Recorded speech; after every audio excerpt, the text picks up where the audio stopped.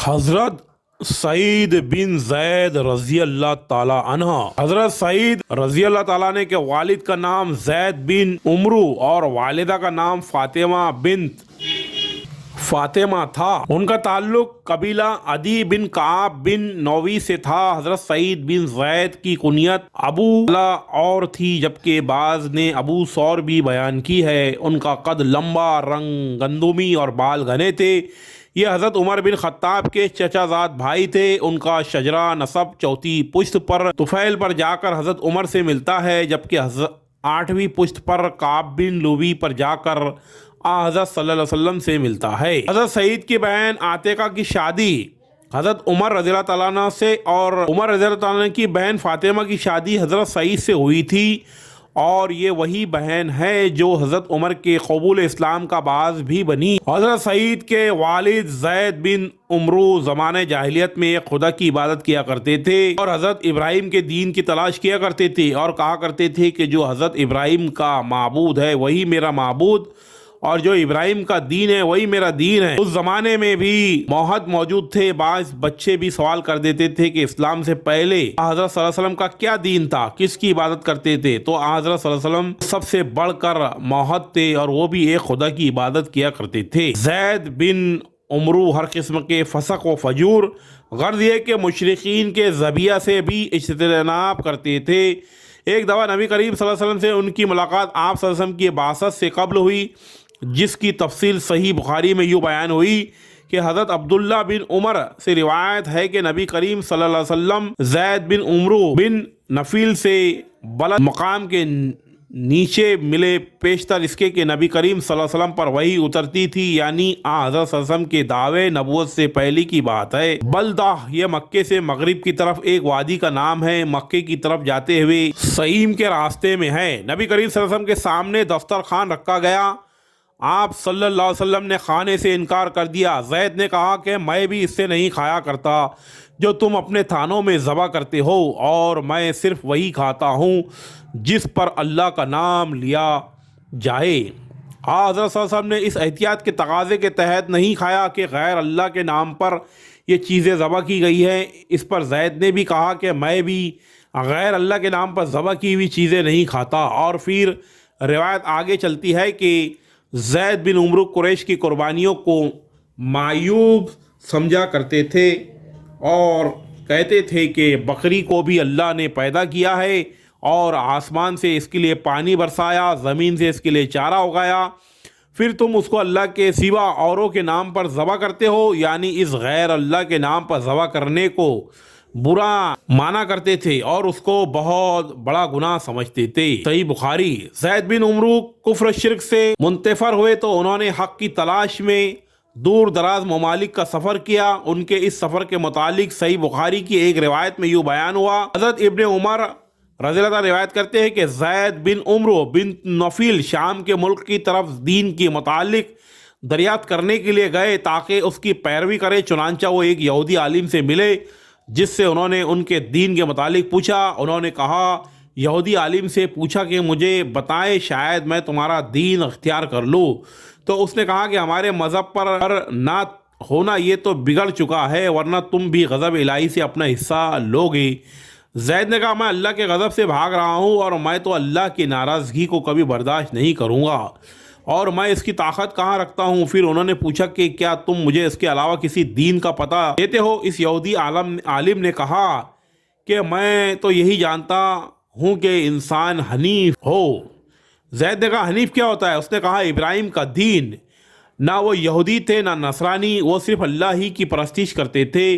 پھر زید وہاں سے نکلے اور نصارہ کے ایک عالم سے ملے، اس سے بھی یہی ذکر کیا۔ اس نے کہا کہ تم ہمارے مذہب پر کبھی نہ ہونا، ورنہ تم اللہ کی لعنت سے اپنا حصہ لوگے۔ زید نے کہا، میں اللہ کی لعنت سے بھاگ رہا ہوں، اور میں اللہ کی لعنت نہ اس کا غضب برداشت کر سکتا ہوں، اور مجھے یہ طاقت ہی کہاں ہے۔ کیا تم مجھے کسی اور دین کا پتہ دیتے ہو؟ اس نے کہا کہ میں یہی جانتا ہوں کہ انسان حنیف ہو۔ زید نے پوچھا، یہ حنیف کیا ہوتا ہے؟ اس نے کہا، ابراہیم کا دین۔ نہ وہ یہودی تھے نہ نصرانی، صرف اللہ کی عبادت کرتے تھے۔ جب زید نے حضرت ابراہیم علیہ السلام سے متعلق ان کی رائے دیکھی تو وہاں سے نکلے۔ جب باہر میدان میں آئے تو انہوں نے اپنے دونوں ہاتھ اٹھائے اور کہا اے میرے اللہ، میں یہ اقرار کرتا ہوں کہ میں حضرت ابراہیم کے دین پر ہوں۔ صحیح بخاری۔ زید بن عمرو نے حضرت صلی اللہ علیہ وسلم کا زمانہ پایا مگر آپ کی بعثت سے پہلے وفات پا گئے۔ حضرت عامر بن ربیعہ بیان کرتے ہیں کہ زید بن عمرو دین کی تلاش میں رہے اور انہوں نے نصرانیت اور یہودیت اور بتوں اور پتھروں کی پرستش سے کراہت کا اظہار کیا، اور انہوں نے اپنی قوم سے اختلاف کیا اور ان کے بتوں اور جن کی ان کے آبا و اجداد عبادت کیا کرتے تھے ان کو چھوڑ دینے کا اظہار کیا، اور نہ ہی وہ ان کا ذبیحہ کھاتے تھے۔ ایک بار انہوں نے مجھے کہا کہ اے عامر، دیکھو مجھے اپنی قوم سے اختلاف ہے، ابراہیمی ملت کی پیروی کرنے والا ہوں اور جس کی وہ عبادت کیا کرتے تھے یعنی ابراہیم علیہ السلام اور اس کے بعد اسماعیل علیہ السلام کی اتباع کرتا ہوں جو اس قبیلے کے طرف نماز پڑھتے تھے، اور میں اسماعیل کی نسل سے ایک نبی کا منتظر ہوں، لیکن یوں معلوم ہوتا ہے کہ مجھے اس کا زمانہ نصیب نہیں ہوگا۔ اس کی تصدیق کروں اور اس پر ایمان لاؤ اور گواہی دوں کہ وہ سچا نبی ہے۔ اے عامر، اگر تم اس نبی کا زمانہ پاؤ تو اسے میرا سلام کہنا۔ عامر کہتے ہیں کہ جب حضرت صلی اللہ علیہ وسلم کا ظہور ہوا تو میں مسلمان ہو گیا اور حضور صلی اللہ علیہ وسلم کو زید بن عمرو کا پیغام دیا اور سلام عرض کیا۔ حضور صلی اللہ علیہ وسلم نے سلام کا جواب دیا اور ان کے لیے رحمت کی دعا کی اور فرمایا میں نے اس کو جنت میں اس طرح دیکھا وہ اپنے دامن کو سمیٹ رہا تھا۔ زید بن عمرو کو اپنے موحد ہونے پر نہایت فخر تھا۔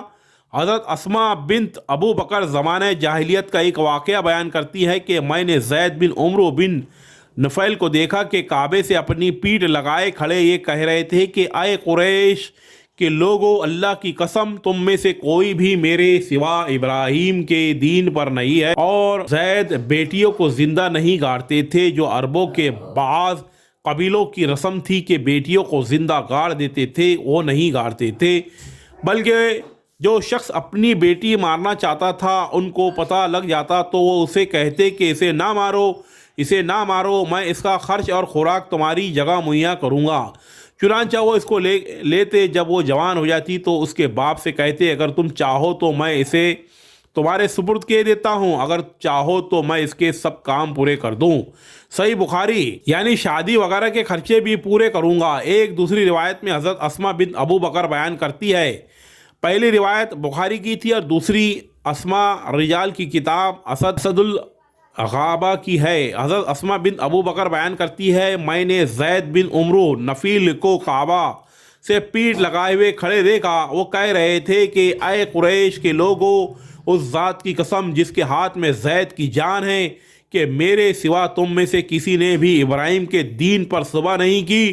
وہ کہا کرتے تھے کہ اے اللہ، کاش کہ میں تیری عبادت کا پسندیدہ طریق جانتا تو میں اسی طرح تیری عبادت کرتا، لیکن میں اس سے واقف نہیں ہوں۔ پھر وہ اپنی ہتھیلی پر سجدہ کرتے۔ سعید بن مسیب سے مروی ہے کہ زید بن عمرو کی وفات رسول اللہ صلی اللہ علیہ وسلم کی بعثت سے 5 سال قبل ہوئی۔ اس وقت قریش خانہ کعبہ کی تعمیر کر رہے تھے۔ جب وہ فوت ہوئے تو یہ کہہ رہے تھے کہ میں دین ابراہیم پر ہوں۔ یہ ذکر تو حضرت سعید بن زید کا ہو رہا تھا، ان کے والد کا ذکر ضمناً آ گیا، بیٹے کو بھی اسلام میں جو مقام ملا اور پھر باپ کی جو نیکیاں تھی اس کی وجہ سے یہ بھی تاریخ میں محفوظ ہو گیا، اس لیے میں یہاں بیان بھی کر دیا کیونکہ یہ روایتیں بخاری میں بھی ملتی ہیں۔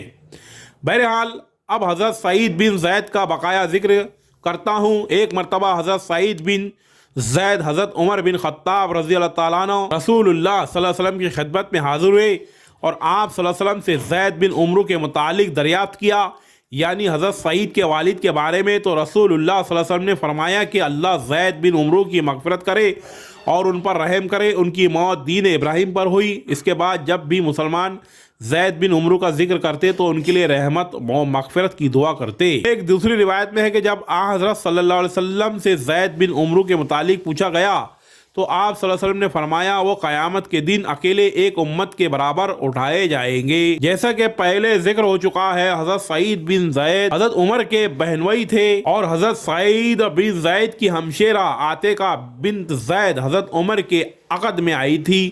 حضرت سعید بن زید ان کی بیوی حضرت فاطمہ بن خطاب اوائل اسلام میں مسلمان ہو گئے تھے، شروع ہی میں مسلمان ہو گئے تھے۔ یہ حضرت صلی اللہ علیہ وسلم کے دارال ارقم میں داخل ہونے سے پہلے ایمان لے آئے تھے، اور حضرت سعید کی اہلیہ جیسا کہ پہلے بھی ذکر ہو چکا ہے حضرت عمر کے اسلام لانے کا سبب بنی تھی۔ حضرت حمزہ کو اسلام لائے ابھی صرف چند دن گزرے تھے کہ اللہ تعالیٰ نے مسلمانوں کو ایک اور خوشی کا موقع دکھایا، اور حضرت عمر بھی جو اسلام کے اشد مخالف تھے وہ مسلمان ہو گئے۔ حضرت عمر میں سختی کا مادہ تو پہلے ہی تھا، ان کی فطرت میں ہی تھا لیکن اسلام کی عداوت نے، دشمنی نے اسے اور بھی زیادہ کر دیا تھا۔ چنانچہ اسلام سے قبل غریب اور کمزور مسلمانوں کو ان کے اسلام لانے کی وجہ سے بہت زیادہ تکلیف دیا کرتے تھے۔ ایک دن انہیں خیال آیا کہ ان کو تو میں تکلیفیں دیتا رہتا ہوں، لیکن یہ لوگ تو پھر بھی باز نہیں آتے اور اپنے ایمان پر پکے ہیں، تو کیوں نہ اس فتنے کے بانی کو ختم کر دیا جائے۔ اس نیت سے گھر سے نکلے، ہاتھ میں ننگی تلوار تھی۔ راستے میں ایک شخص ملا، انہوں نے کہا، عمر بڑے غصے میں، ننگی تلوار لے کر کہاں جا رہے ہو؟ انہوں نے کہا، آج میں محمد صلی اللہ علیہ وسلم کا کام تمام کرنے جا رہا ہوں۔ تو اس نے کہا، پہلے اپنے گھر کی خبر تو لو، تمہاری بہن اور بہنوئی بھی مسلمان ہو چکے ہیں۔ اس پر حضرت عمر نے فوراً اپنا رخ پلٹا اور اپنی بہن کے گھر کی طرف چلے گئے۔ جب گھر کے قریب پہنچے تو اندر سے قرآن کریم کی تلاوت کی آواز آ رہی تھی۔ خباب بن اسد بڑی خوش الحانی سے وہ پڑھ رہے تھے۔ وہ آواز سن کر حضرت عمر کا غصہ اور بڑھ گیا، جلد ہی سے ایک دم دروازہ کھول کر گھر میں داخل ہوئے۔ بہرحال اس آہٹ سے خباب تو فوراً کہیں چھپ گئے، پر وہ یا کسی جگہ کوئی چھپنے کی جگہ تھی، اور فاطمہ جو ان کی بہن تھی انہوں نے فوری طور پر قرآن شریف کے اوراق بھی ادھر ادھر چھپا دیے۔ اس پر حضرت عمر رضی اللہ تعالیٰ نے حضرت فاطمہ اور حضرت سعید سے کہا کہ سنا ہے تم لوگ اپنے دین سے پھر گئے ہو، اور یہ کہہ کر مارنے کے لیے اپنے بہنوئی سعید بن زید سے لپٹ گئے۔ فاطمہ اپنے خاوند کو بچانے کے لیے بیچ میں آ گئی، لیکن اس وقت حضرت عمر کا حملہ ایسا تھا کہ حضرت فاطمہ بھی اس کی زد میں آ گئی اور زخمی ہو گئی۔ بہرحال زخمی ہونے کے بعد فاطمہ کی جرات بڑھی، انہوں نے بڑے جوش سے کہا کہ ہاں عمر، ہم مسلمان ہو گئے ہیں، جو تمہارے سے ہو سکتا ہے کر لو، لیکن ہم اسلام کو نہیں چھوڑیں گے۔ بہرحال بہن کا یہ جرات مندانہ اور دلیرانہ کلام سنا۔ یہ بات سنی تو آنکھ اٹھا کر اوپر دیکھا، اور جب حضرت عمر نے دیکھا کہ بہن بھی خون میں خون ہوئی ہے، اس کو بھی ایسی چوٹ لگی تھی کہ چہرے سے خون بہہ رہا تھا، اس نظارے کا حضرت عمر کی طبیعت پر بڑا اثر ہوا، اور فوراً انہوں نے کہا، اچھا مجھے وہ کلام تو دکھاؤ جو تم لوگ پڑھ رہے تھے۔ فاطمہ نے کہا، اس طرح نہیں، کیونکہ تم ان اوراق کو ضائع کر دو گے۔ عمر نے جواب دیا کہ نہیں کرتا، واپس کر دوں گا۔ تو اس پر حضرت فاطمہ نے کہا، پھر بھی اس طرح نہیں دکھایا جا سکتا، پہلے تم جا کے غسل کر لو، پھر دیکھنا۔ چنانچہ جب غسل کر کے فارغ ہوئے تو حضرت فاطمہ نے قرآن کریم کے اوراق نکال کر ان کے سامنے رکھ دیے۔ انہوں نے اٹھا کر دیکھا تو سورہ طٰہٰ کی یہ ابتدائی آیت تھی، اور حضرت عمر بڑے مرغوب دل کے ساتھ انہیں پڑھنے لگے۔ فطرت سعید تھی اور حضرت صلی اللہ علیہ وسلم کی دعا بھی تھی۔ جب پڑھنا شروع کیا تو ہر لفظ ان کے دل میں اترتا گیا، اور پڑھتے پڑھتے جب اس آیت پر پہنچے،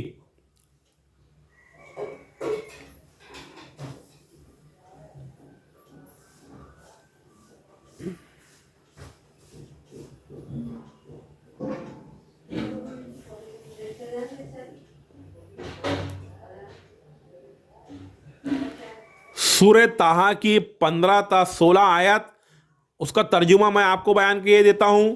یعنی میں ہی اس دنیا کا واحد خالق و مالک ہوں، میرے سوا اور کوئی قابل پرستش نہیں، پس تمہیں چاہیے کہ صرف میری ہی عبادت کر لو، تمہیں چاہیے کہ صرف میری ہی عبادت کرو، اور میری ہی یاد کے لیے اپنی دعاؤں کو وقف کر دو۔